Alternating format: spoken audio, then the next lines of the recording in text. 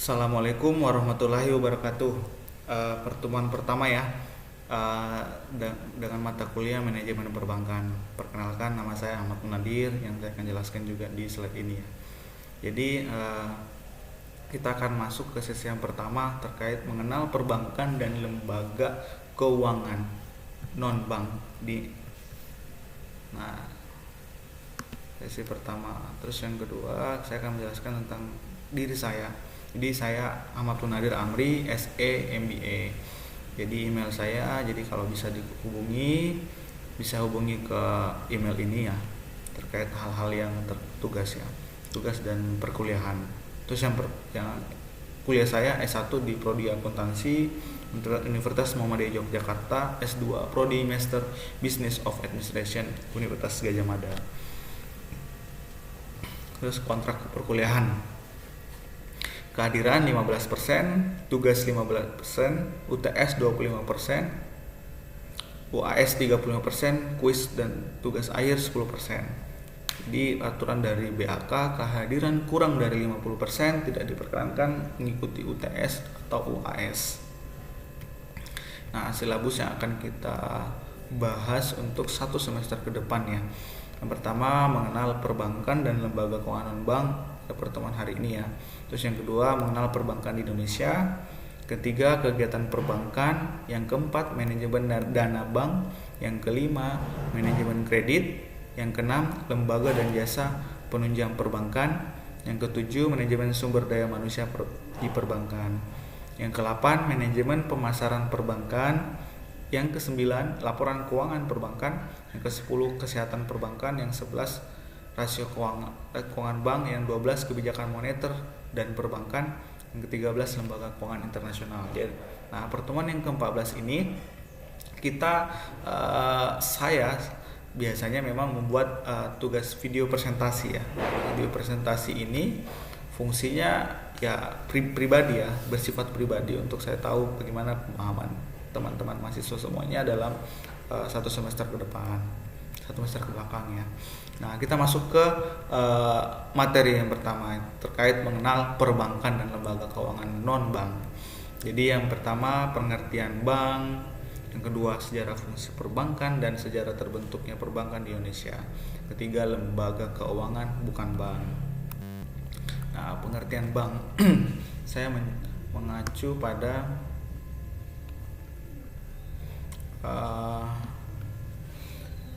Undang-Undang Nomor 14 tahun 1967. Nah, sini ngebahas tentang lembaga keuangan bank ini yang usaha pokoknya memberi kredit dan jasa-jasa dalam lalu lintas pembayaran dan peredaran uang. Jadi di sini ada fungsi bank yaitu lending ya. Jadi fungsi bank kan ada 3 ya, saving, lending dan services. Jadi yang lending ini ada di undang-undang dijelaskan. Jadi memang selain menghimpun dana atau saving itu fungsi utamanya adalah memberikan kredit ya dalam bentuk apapun oleh bank kepada pihak ketiga yang membutuhkan dana. Nah, hal itu ditambahkan gitu ya, disempurnakan juga oleh buku acuan yang saya gunakan ya. Jadi buku acuan yang saya gunakan ada 2 ya yang utama ya, yaitu Dr. Kasmir SE MM manajemen perbankan ya. Jadi ini ada di RPS, maka mahasiswa bisa cari bukunya gitu ya. Jadi referensi ada di RPS. Yang kedua, bank dan lembaga keuangan. Nah, ini ditulis oleh Profesor Dr. Tamrin Abdullah dan Dr. Insinyur Sinta Wahyu Saputri. Nah, menurut Prof. Tamrin dari buku yang saya baca ini,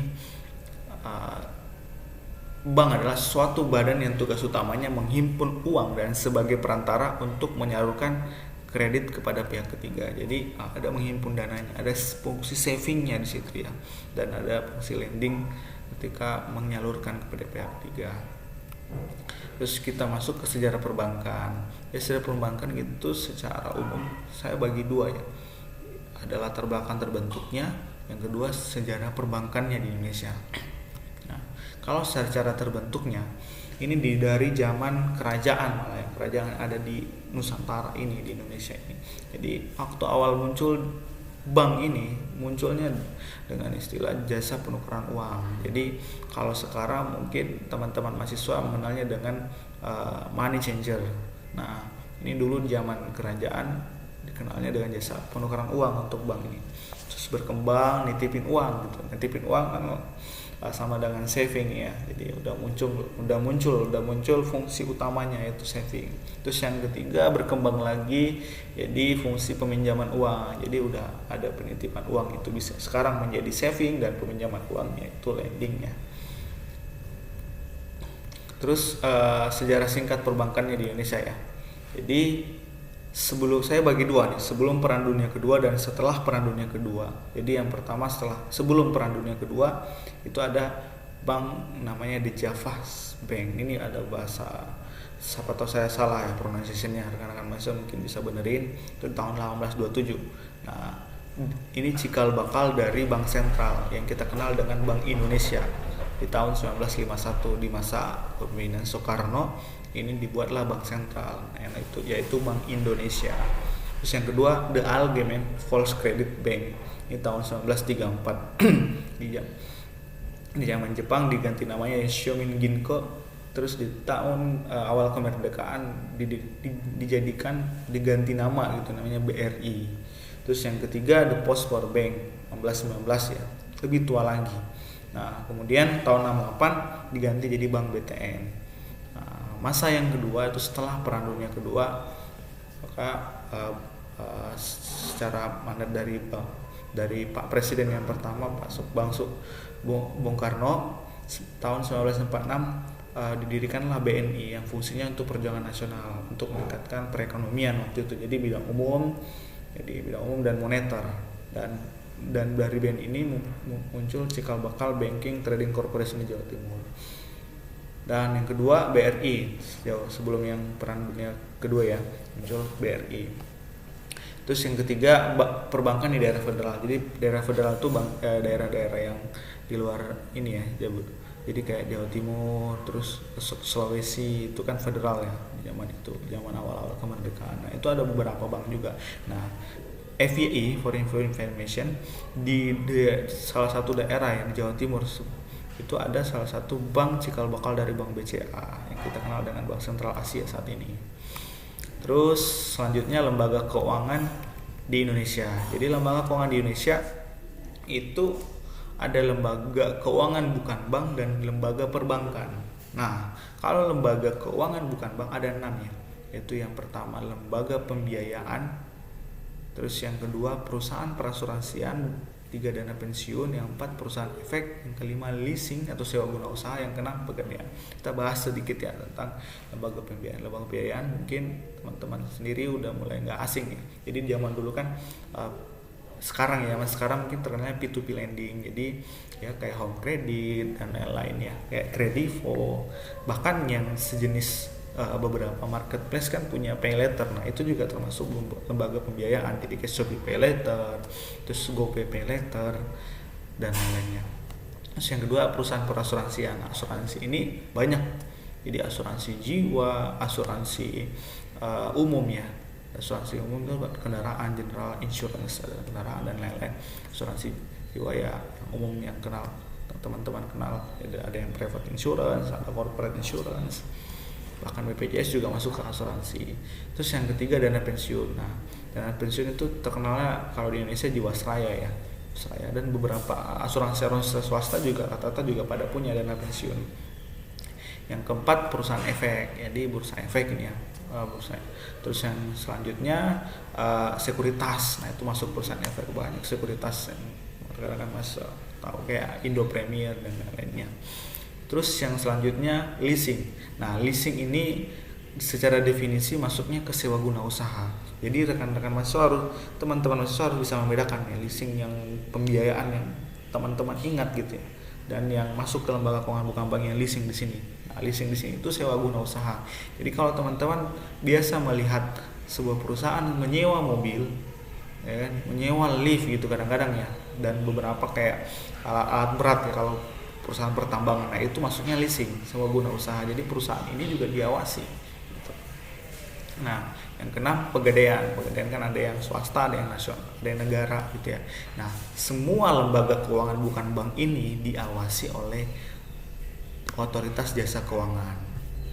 Jadi rekan-rekan mahasiswa kalau pengen tahu perusahaan mana yang diawasin ya bisa cek langsung ke Otoritas Jasa Keuangan.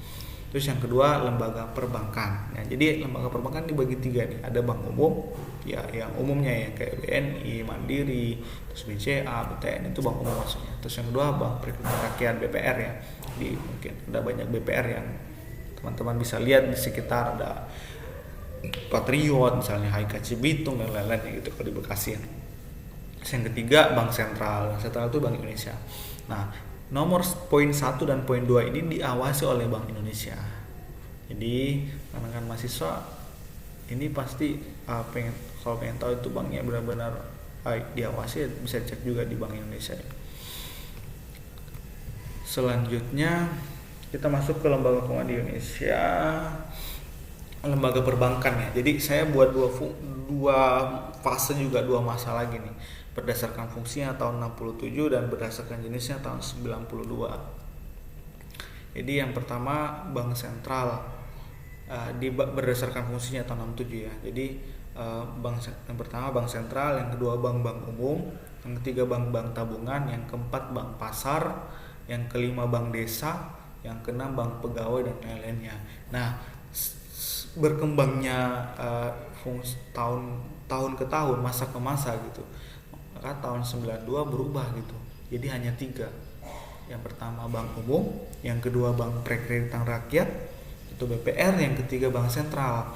Nah, beberapa bank-bank ini yang kayak bank pasar, bank desa, bank umum, bank tabungan itu ada yang dimasukkan ke bank umum, ada yang dimasukkan bank perkreditan rakyat. Nah, teman-teman mahasiswa jangan lupa setelah ini saya akan lanjut ke video kedua ya, sesi B ya.